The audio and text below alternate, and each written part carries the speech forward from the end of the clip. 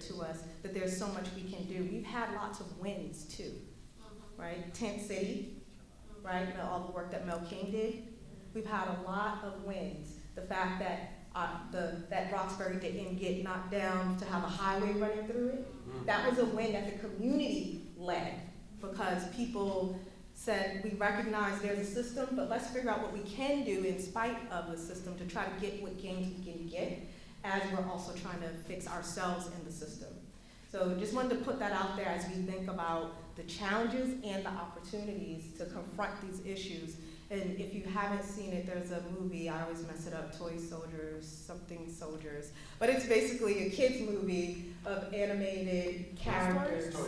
Not Toy Story. Small Soldiers. Small Soldiers! You win the gold sticker that I don't have. However, if you haven't seen that movie, just read a synopsis of it. There's two sets of characters, right? There's the Gorgonites, who are the indigenous group who didn't necessarily believe that they could ever win, so they never even bothered to fight back. Right.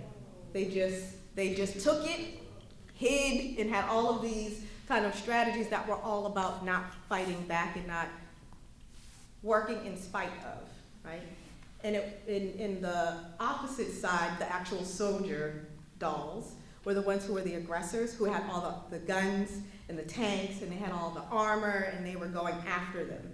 And so this idea of how do we flip that switch so it's not just a deficit-based story, that there's also wins in there too, and how do we learn from those so that we can leverage those strategies to help us address the issues that we have today as well. So history is an important place for us to draw strength in information and knowledge from, so that we can see the pitfalls as well as the opportunities. So I just wanted to kind of put that out there as we think about kind of ways that we can actually work towards these issues, because people created it, and so people have to work to undo it to the best extent we can. And let's see how this other really short. No, it's fine. and not like me. Don't ramble like me. All right, we have one final person who wants to address everyone. I saw that movie and it was really creepy. It was kind of creepy. And I was like, I had nightmares of movies, so I freaking film. So yeah, that's just a side note. You guys did a phenomenal job, by the way. It's awesome seeing young people actually give a crap about history and do a good job about it. And anyways, so yeah, when it comes to the youth, I seriously think we need to work harder in educating our youth about all the struggles that have been faced, that has happened to Black people, and with that knowledge, I think we can, work upon that and just do something about it, I guess. And I don't know. I just seriously think there's so much that we can do. It's just finding what can be done and grabbing the attention of young people, because they don't really listen. So yeah, I'm really happy I came, and it was a last minute decision to come. It's really awesome. Woo.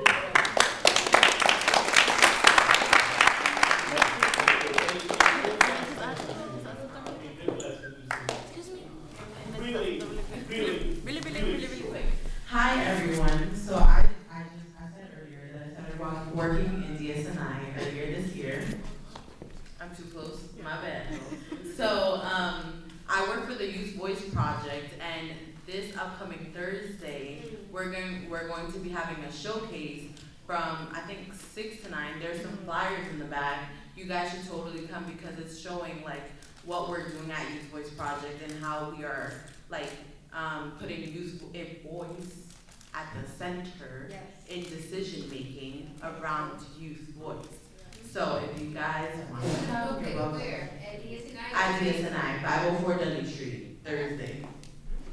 All right. There we go. Great. Once again, thank you so much for being a part of this. I have one request. I'm going to give you all a chance to make it done. If you come back tomorrow and you bring 9 friends, I will give you $1. I will give you a whole dollar. Look at it. It's real. right, thanks so much, everybody.